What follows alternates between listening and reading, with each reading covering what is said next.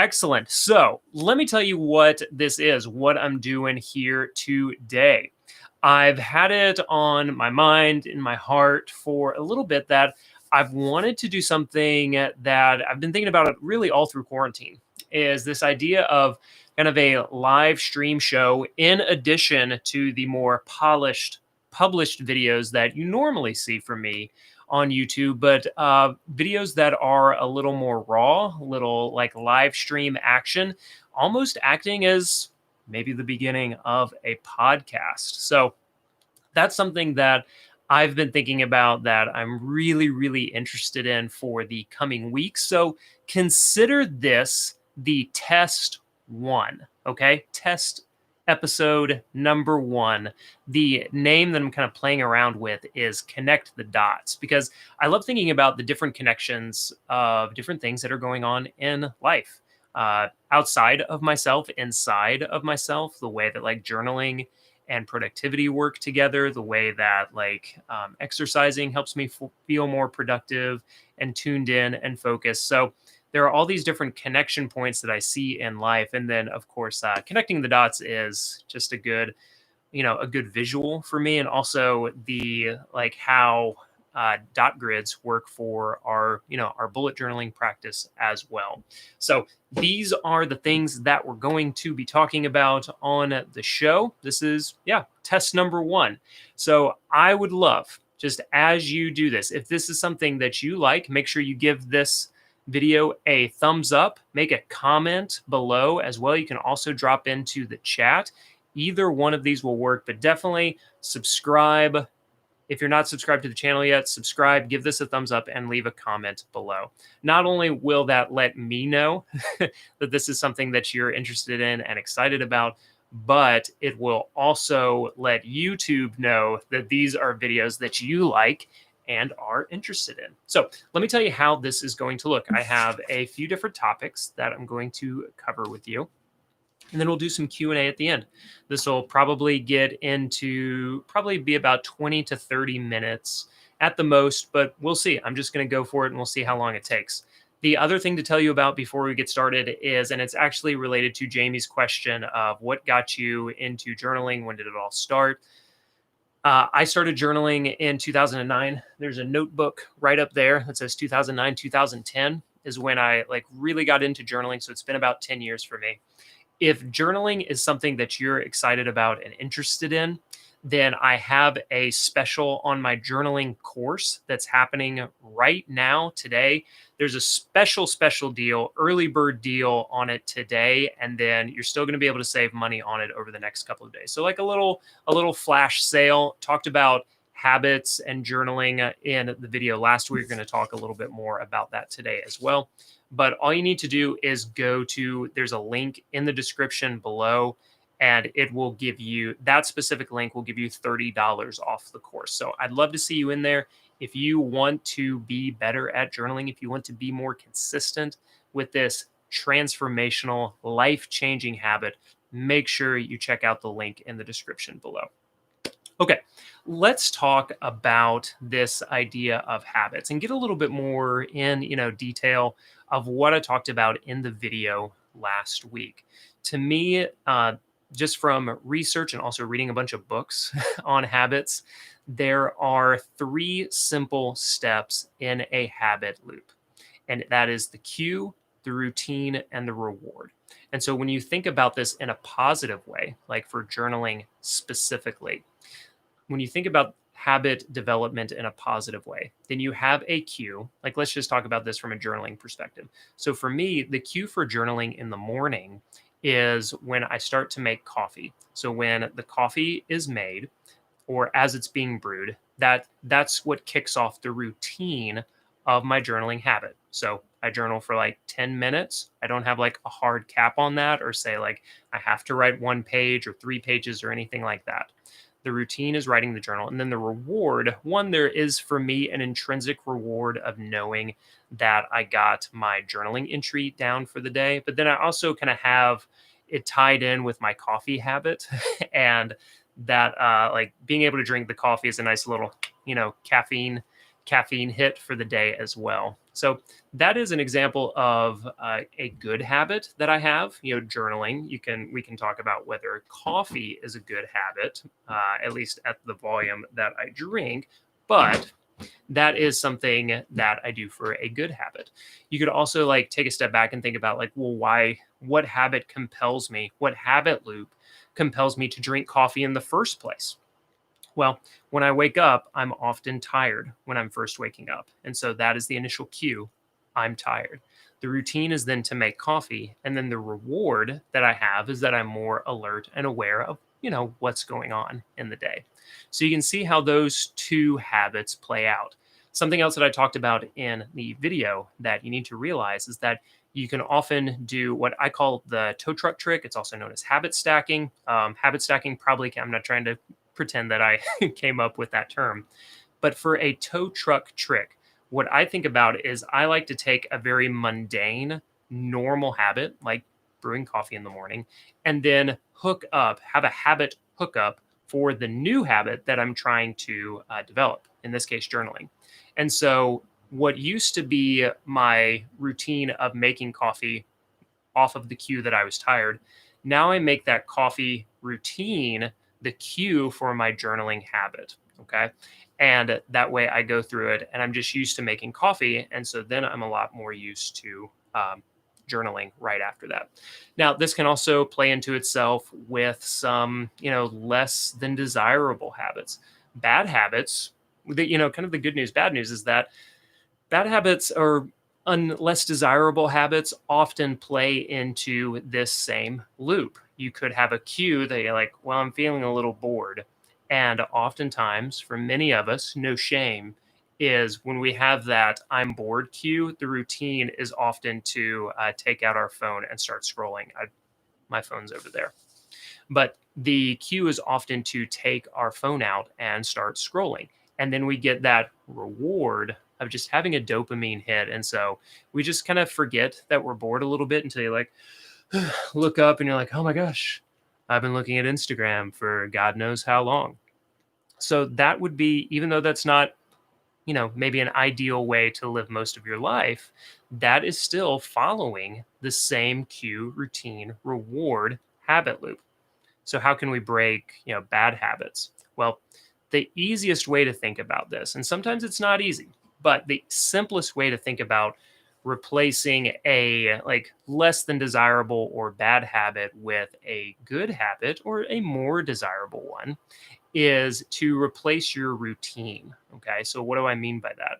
I mean that if your cue is I'm bored, that cue is probably never going to go away unless you just make peace with being bored, which, could be a good thing.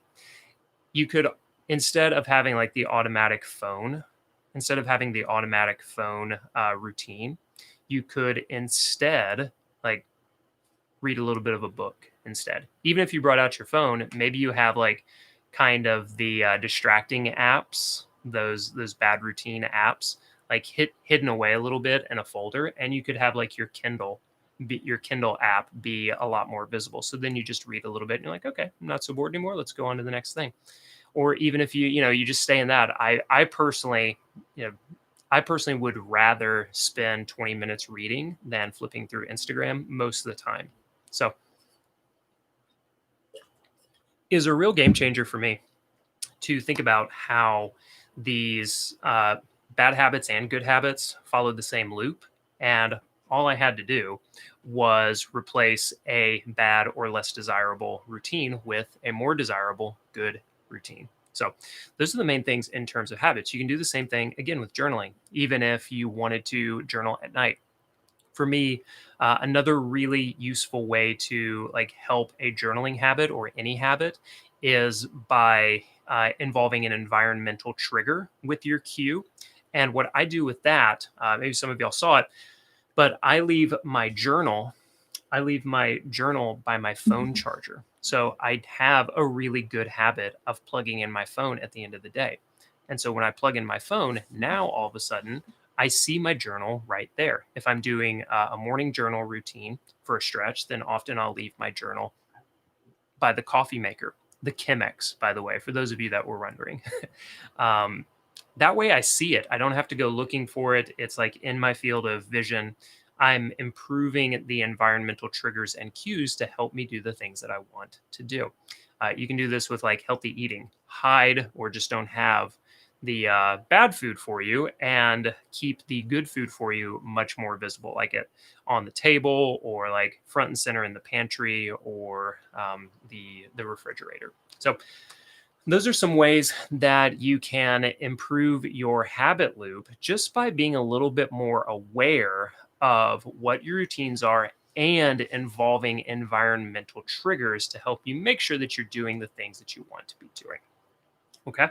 We'll talk about that a little bit more in the Q&A that we'll do kind of towards the end of this. The next thing that I want to talk to you about is how I'm going through and being more consistent with a meditation habit, because this is something that I've struggled with for a long time. It's one of the things, what I find interesting about it as I reflect on why it's been kind of a struggle for me is that I realize that some of the same things that people come and tell me are challenges for journaling, I find to be similar challenges for meditating. So, what are those two things? For me, often it's finding a time to meditate, and then number two is kind of doing meditation the right way, or like what do I meditate on or about, which are, like I said, those are two things that people often tell me are their biggest challenges with journaling. I don't know when to journal and I don't know what to journal about. So real quick, the course that is on sale for the next few days, there's a link in the description below. It helps you solve those things, helps you make sure that you're finding a time, you have an established habit of it, and in fact, I'll give you 100 journal prompts to help you build that habit. Because what I love about journal prompts is that you don't have to think as much creatively about your journal entry. You're basically just treating the prompt as someone asking you a question, and then all you have to do is respond to it. So again, link in the description below if you want to pick up that journal course on sale today. So for meditation, for me, what I started doing is I meditate first thing in the work day, not the first thing in not the first thing in the day. Often I already kind of have a routine set up for that. But what I do is I have a note on my computer. I have my computer closed, and I have a note on my computer, usually just a sticky note or something, just reminding me to meditate. And I try and do it for 10 or 15 minutes. And really, the only thing that I have to do is sit or lay down for that amount of time. That's all I have to. That's all I have to do. That made it a lot easier for me to be consistent with it because I wasn't allowing myself to use the excuse of like, oh, well, I'm not meditating very well or I'm getting too distracted. Like that's ironically, that's kind of the point of meditation is to get better at focusing on a particular thing. So the only thing that I have to do is basically sit or lay down in a specific, place here in the office for 10 or 15 minutes. The other thing that has really helped me recently, and I was listening to Hugh Jackman's interview on the Tim Ferriss show about this. It's one of my favorite Tim Ferriss show podcasts, and really probably one of my favorite podcast episodes, period. Hugh has been meditating for over 20 years now, I want to say. He said since his early 20s. And he said something that was really helpful to him was creating a mantra around his meditation practice. And I've of course heard that before. It's hard not to hear about meditating without hearing about a mantra, but there was something about how he described it that clicked with me a little bit more. And so I wanted to find a mantra for myself, something just to repeat back to myself and also something to just come back to when I get distracted. You just have to come back to the mantra. And so what I did for that, I did something still kind of a little unique. It's not one word. This may work for you as well. I think the one word is great, but this is what I ended up doing is I have kind of an acronym, a mnemonic, if you will, of PACE, pace. Okay. And so I might just repeat the word pace, pace, pace back to myself. And one of the reasons that that word kind of resonates with me, especially right now, is that I feel like I'm on a really fast pace. And I want to make sure that I'm keeping a steady, even pace for myself. because it's easy to get worked up. It's easy to feel like things are a little out of control. It's easy to think like I have so many things to do and I have lots of bases to cover, lots of things that I've committed to. Ramp the pace up, ramp the pace up. But really, what I want to do is keep my pace a little more consistent. Okay. The other thing, the acronym side of this, is that there are multiple affirming, motivational, mantra type words that align with each of these letters. So I wrote them down in my journal. But some of them might be like for P, purpose, plenty, peace. The A are words like awareness, attention, abundance. C, clarity, confidence, creativity. And then the E, energy, excitement, and enoughness, which is not really a word, but it means a lot to me. Maybe I'll do another video about that at some point, about why the word enough has such a strong pull for me. But as I'm doing my meditation, I'll just kind of sit there and control my breath, and I'll just go through it. And I'll say things like peace, attention, clarity, excitement. And I'll just go through and I'll say those different words one right after another. And I'll kind of mix and mash them some. And I might just come back to saying pace, pace, pace. I'll do that for 10 or 15 minutes. That has really helped me be a little bit more consistent. And the reason, just connecting the dots now between these things, but what I love about this, about these two things, about journaling, about planning on paper, about meditating, when I'm consistent with meditation, prayer, mindfulness, is that it's easy to think. And I believe most of you watching or listening to this will think to yourself often, you've probably had the thought of, well, I don't have time for that. I don't have time to write things down. There are too many things to do. And what I have realized, what I have to keep bringing myself back to when it comes to planning, writing things down, making a schedule, meditating, being mindful, checking in with myself, is when I do that, it acts as like mental windshield wipers for my mind, for my heart. So it just kind of, clears away some of the gunk.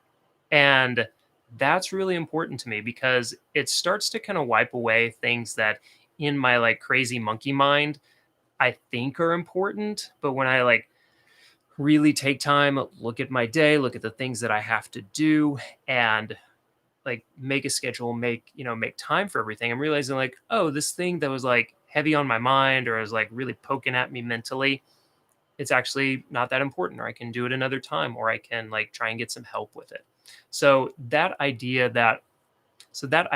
practice of mental windshield wipers, by spending like, usually this takes me 30-ish minutes, give or take, every day. And when I do that, I've realized that the rest of the day is so much calmer and clearer. And that goes back to some of the words that I'm really focusing on: pace, calm, clear. Those are the gifts that meditation, journaling, and planning give to me. Okay. Um, one other way to like kind of connect the dots with all of this is, I want you to think about this week. It's Monday. We're going into the week ahead. I want you to think about, what is one thing that you want to get done this week? Okay. What is your intention for the week? And I was doing this with I was going through this practice last week with my group coaching program, with the mastermind that I put together. And we were going back and forth and holding each other accountable and talking about, what is the one thing that you want to do this week? Preferably something that you've been putting off, something that kind of messes with you mentally, that you're like, I know I need to do this thing. And it doesn't matter what it is. It doesn't matter if it's something personal. It doesn't matter if it's something with work, a project you've been putting off, a task, whatever it might be. I want you to think about what that thing is for you. And this is the practice. This is what I want you to do for all of you watching or listening. Write down that one thing. And then I want you to spend 3-5 minutes, it doesn't have to be long, writing down every additional thing, like subtask, for that goal, for that objective, for that like main task that you have for the week. So now you know what you want to do and everything that goes along with doing it. Now, the next step is to find some time this week to like put all of those things put some time into your calendar to actually like execute and do the work. This is really important. It's just like the meditation piece is that I want you to focus on thinking about doing it for 30 minutes, for an hour, and really blocking out that time and staying on task with it. If you get everything done early, awesome. How amazing will that feel? But if you get stuck, if you get frustrated, like do a little bit more research, try and figure it out, stick with it for that time. That's really important because you want to develop the creative confidence to continue doing the things that like matter and staying on task, staying focused, removing distractions from your life. Okay. And then just at the end of the week, review, think about like what went well, what didn't go well. Did you underestimate the time that you thought it would take to get something done? Often I it doesn't happen every time, but often I realize that it takes less time than I initially think to get something done. Okay. So those are the three things. Thinking about like how all this connects, journaling, meditation mantras, and then setting a weekly intention and just, doing the work. Not judging yourself for how it gets done, but just like observing how you're doing the work. We'll talk about that in probably another episode, that observer reporter versus like the judgment mindset, because that's something that's really important as well. Okay, let's go ahead and jump into the Q&A and check this out. So go ahead and drop something into the chat if you have any questions. I'm just looking up here on the thing. You can drop them in. Probably even if you already asked something, probably just dropping it in again is gonna be easier. I'm gonna try and okay, that's not working. Andrew is in the mastermind. Okay.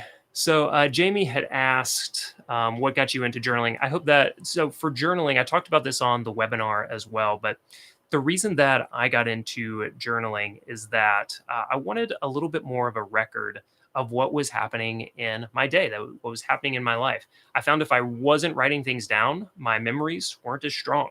And I wanted to have stronger memories and recollections of the things that were happening in life, especially as our kids were born, as we moved between different cities, as I changed jobs. Keeping a record of that has been really important to me. There are two different kind of ways of doing this. I actually talk about 5 journaling methods in the course, but the two that I use the most are Julia Cameron's morning pages practice, which she advocates 3 pages of free writing. I do a little less than that, usually about 1 page.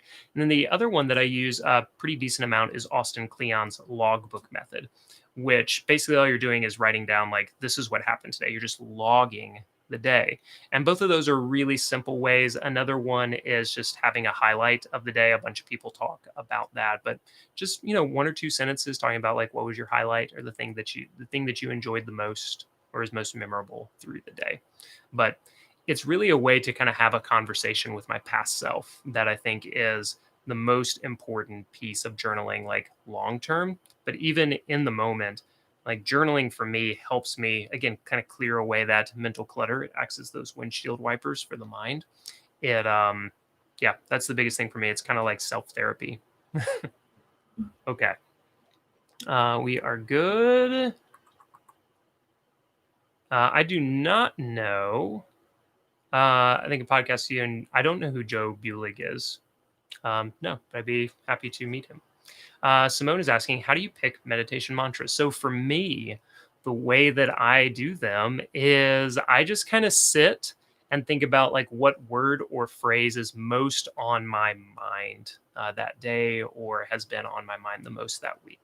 For me, it's as simple as that. I just like, if it's maybe a negative emotion that I'm feeling, I'll think about a corresponding, like if I'm feeling stress or anxiety, then I'll think about like the antonym, the flip side of that negative emotion.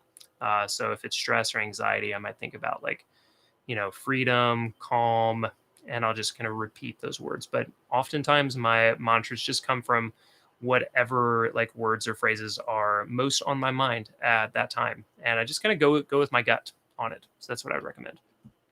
Okay, we're right at about 30 minutes. Everyone, thank you so much for watching this. Do me a huge favor and let me know in the comments below what you thought about this. If you're interested in it, give this a thumbs up, subscribe if you are totally new, you haven't watched any of these before. Let me know what you think about the idea of this Connect the Dots show, because it's something that I am going to test a little bit more in the coming weeks. But every single time I get a specific piece of feedback from you, it really matters to me. So thank you so much for watching, and I'll keep doing these. So thank you so much for watching. Make sure that if you're interested in the journal habits course, so build a journaling habit, there is a discount code in the description below. Make sure you check that out, and I guarantee you will be able to build a journaling habit. If you go through the whole course, if you go through the prompts and you still don't have like a journaling habit or like that confidence built in that you can do it, I'll refund your money, no questions asked. So let me know if you have any questions. Thank you so much for watching, and I'll see you next time. Everyone have a great week.